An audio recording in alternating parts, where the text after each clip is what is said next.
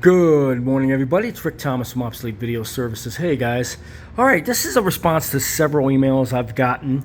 I'd rather do videos, guys, because responding back to all the emails I'm getting I just really don't have a heck of a lot of time to do that. So what I'm doing is I am going to respond in videos, and hopefully it reaches the appropriate people. All right, I had people pointing out to me about my computer system, and they just wanted to ask me some questions what my opinion would be. So let's talk about a few things. To start off with, I got people who are also doing similar stuff with video and wanting to save video to like hard drives and various things. All right, what they're asking me basically, what am I doing? Okay, so basically on these new computers, you have a hard drive, but it's an actual memory stick basically on the new motherboards.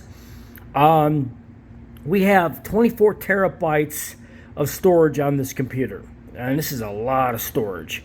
What I do is I master everything in the DaVinci and several other softwares like the WGN stuff I'm working on right here, which was extremely noisy. The noise level on this 1971 stuff is so bad.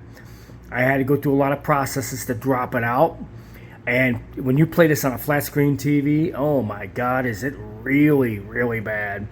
These were done years ago, and these were off of reel-to-reel video, nothing near what I'm doing now. I do state-of-the-art work now compared to what I did 15, 20 years ago. So basically what I'm doing is taking the original master copies I have and going in and restoring them into DaVinci.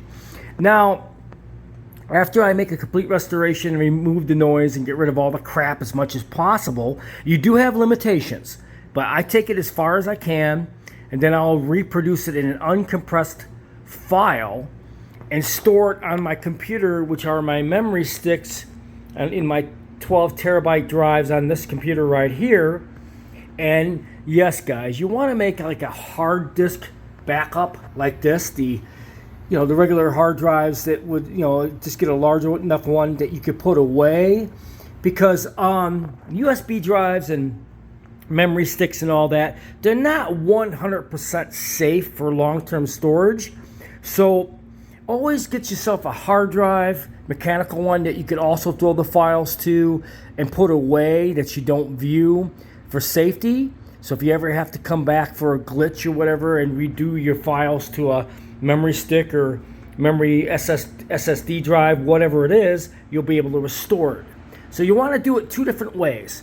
An SSD stick on your computer, that's fine, but also back it up on hard drives like this, the disk drives, and make a master of that and put it away, especially if it's rare videos that you can never get again, and plus after restoration, so you don't have to go back and redo all these. That's basically what I do here. I basically store on my main computer, I'll do all the restorations and store them on several SSD drives, and then drop them right over to a hard drive as a safety to put away.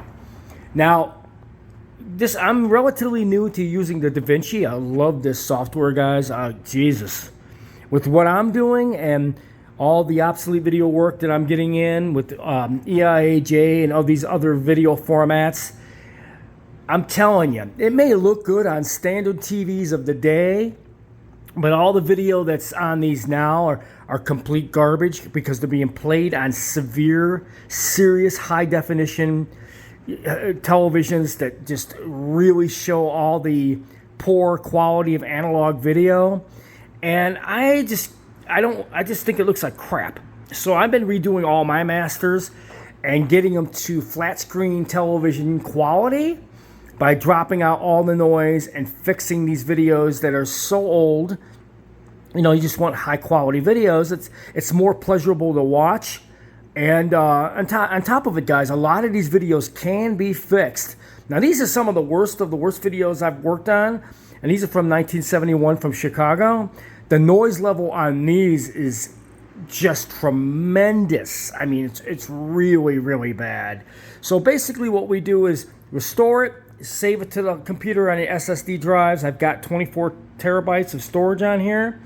and then take that video and start storing it on hard drives like this, which are disk drives for backup in case I ever have to refer back to them, because I don't want to have to go back after I do a restoration. This takes a lot of time to do this, a lot of work. It's not easy to do.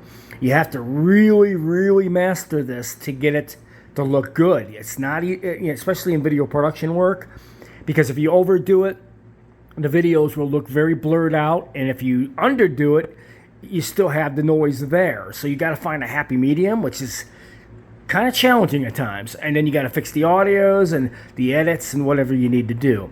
So we do a lot of our remastering here in post-production, and then we'll actually save it to the computer. But I also make backup copy masters to the main hard drives to keep for a later date, due to the fact you got to have backups, because, like I said, guys, modern computers and SSD drives and USB drives, stuff like that, it's not 100% safe. You can lose your data.